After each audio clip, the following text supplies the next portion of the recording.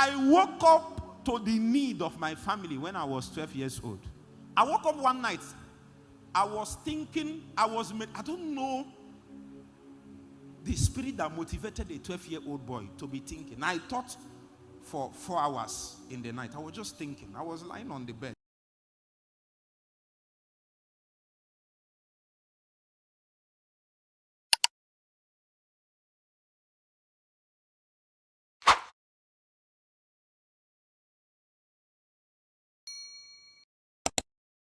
There is nothing like you are young.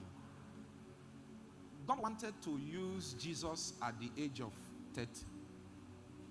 Started calling him before he is even 12. To the point that by the time he was 12, some people came and said, your parents seek you. Your parents seek you. You know, when you are moving, they say your parents is looking for you. He turned and said, your parents, your brother. He said, the way Jesus spoke about his parents, his father, as if he understands that there is a different thing about his life that is not necessarily tied to his natural lineage. If your parents doesn't have the capacity to make in your life the destiny and spiritual impact that you need, you must be careful all the things that you try to copy or follow, the advice that you follow. You know, there is an advice that you follow is parental natural care. It's not bad, but that is what keeps you. Like they have finished the meeting in Jerusalem in the church and they are supposed to go home and the parents are going to say, your parents seek you. Is it a bad thing for your parents to seek you so that all of you will go home? But you just needed a little more time to find God in a deeper place. Try what I'm saying. If your parents, it's just that thank God you are on campus, and that's why I'm telling you to maximize your campus. Go back and just try and pray. If you go back home, try to pray for more than 15-30 minutes. Your father and your mother will come and ask you, what's happening? Why are you? They will sit you down in a good way and speak sense into your head. Why you should not be praying that long. Their concern might be legitimate in the natural way, but you must comprehend your destiny enough to know that there is a limit of comprehension that any man, including your parents, can have concerning your destiny. I dare say even your mother that gave birth to you, sorry that I'm saying this way. I really love, in fact, I love my mother a lot.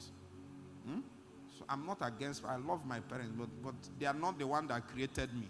You are here, your parents created you, raise your hand. The Bible said in the book of Jeremiah chapter 1, before you entered your mother's womb, I what?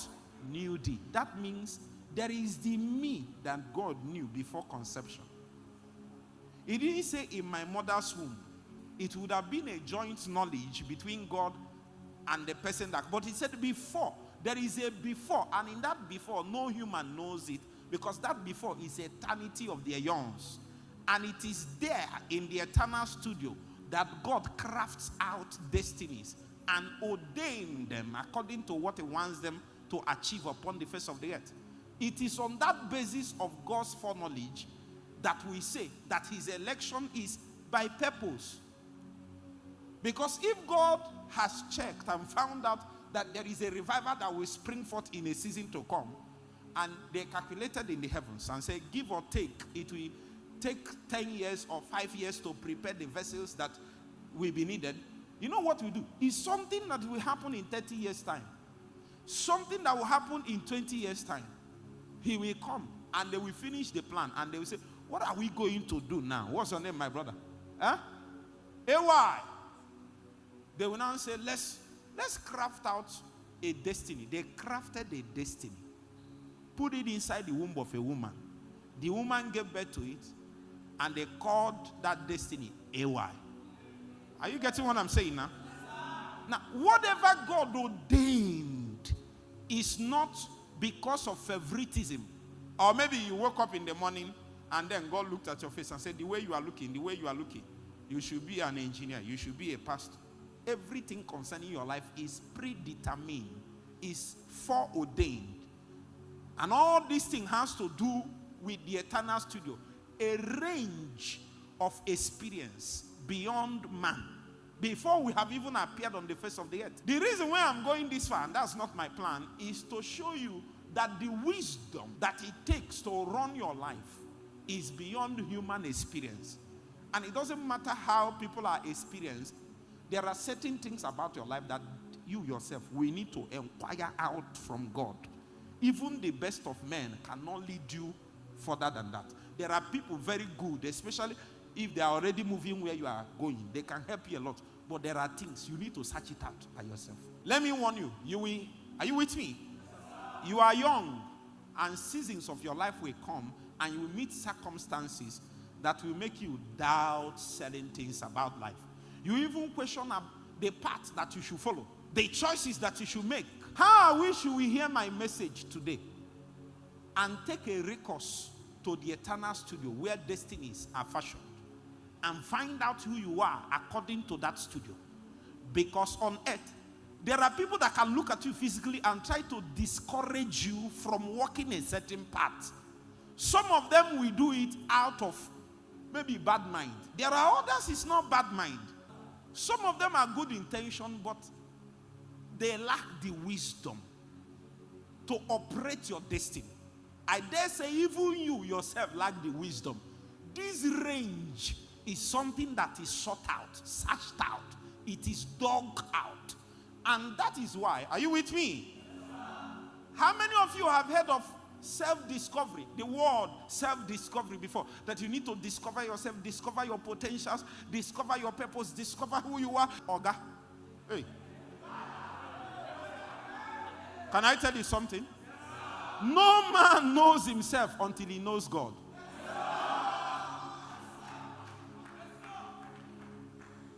If you want to discover yourself, discover God first. In the broadest sense, the scripture said that you are made in the image of God. That means in the broad sense, not in specific sense. That you are just a picture of what God is.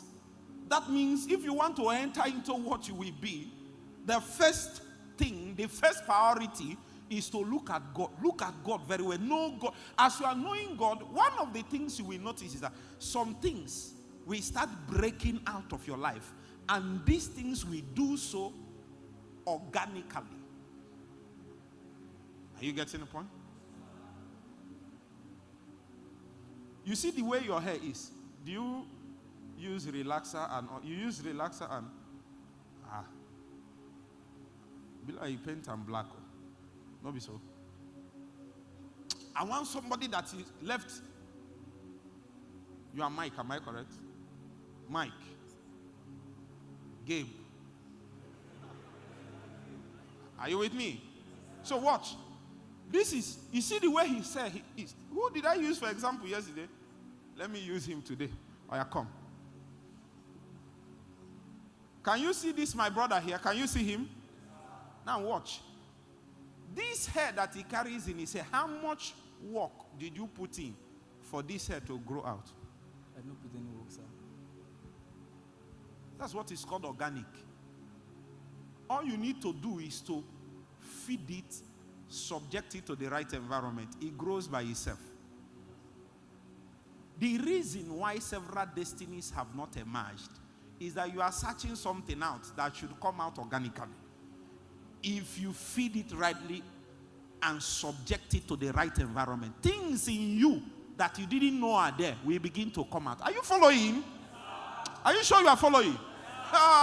So they advised me and said that I should wait till I'm 40 years before I start ministry. As I'm talking to you now, I'm getting close to 40. Getting there, almost getting there. But I'm not yet 40. You have seen the small God is using me, am I correct? And I'm not yet 40. Imagine if I listen to that well-meaning counsel. The counsel came from a bowel of mercy, though it is a natural mercy. It came from a bowel of concern, though it is a natural concern. They didn't want me to suffer. They didn't want me to, they called me to a meeting. God, let me leave you people. You know what I'm going to, let me pray for you. You will never suffer in Jesus' name. It's not true. This kind of prayer can never be answered. It's impossible. Any pastor, he can pray for you, but somewhere in him, and that's one thing you need to know about pastors. They know that not all the prayer they are praying will be answered. So that you stop disturbing them, they just pray. Oh, you don't know? They are praying so that they will round up the service. Time don't they go, they will tell you, all your troubles this week is over. They know your troubles will not be over.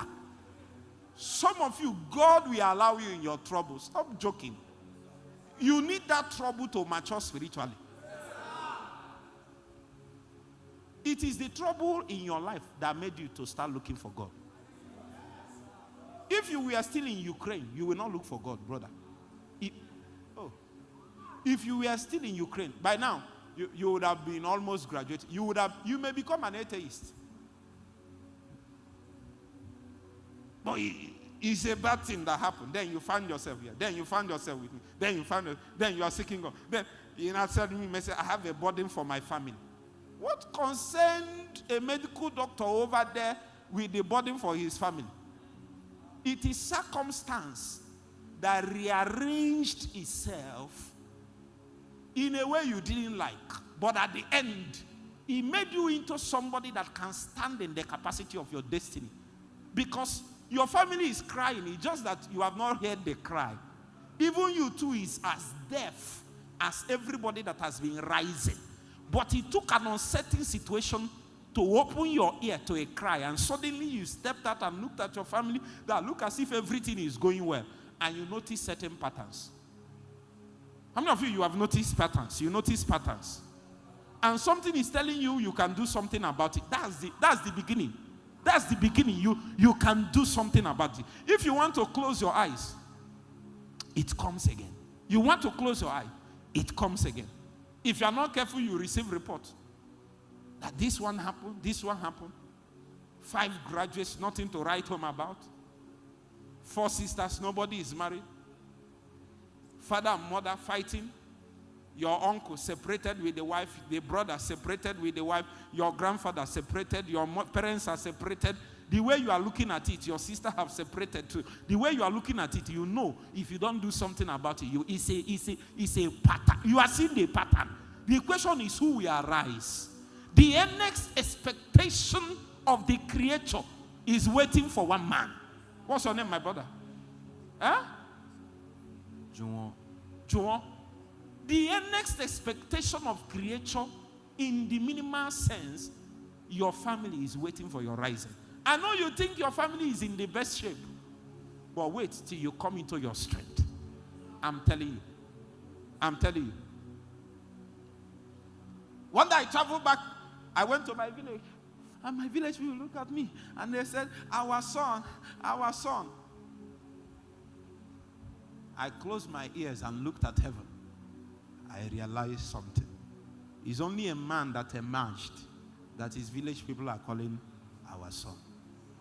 You think they don't know you exist. They know. It's just that there is the you that they are looking for. You have not become that one. And every effort you are making for people to recognize you in this mode you are, they cannot. Because the man of destiny is the man ordained to be recognized. You have not become it. So things are waiting. And God needs you as much as you need God. So he allows circumstances around you that can drive you to the secret place. That can drive you to the backside of the desert. That can drive you in. You don't like it, but it's driving you. It's unpleasant, it's painful, but it's driving you. It's driving you. I woke up to the need of my family when I was 12 years old. I woke up one night. I was thinking, I don't know the spirit that motivated a 12-year-old boy to be thinking. I thought for 4 hours in the night. I was just thinking. I was lying on the bed.